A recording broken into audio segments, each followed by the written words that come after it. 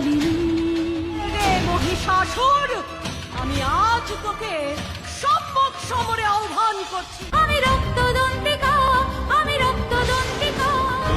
যুদ্ধ যুদ্ধ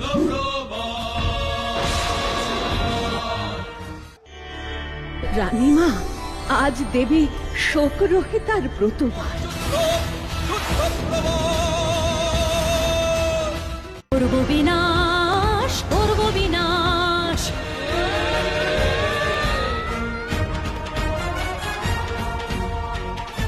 দেবীর পাদ স্পর্শে মহিষ থেকে নির্গত হয় অসুর সেই ক্ষণে ত্রিশূল বিদ্ধ করেন দেবী ভয়ঙ্কর মহিষাসুরে।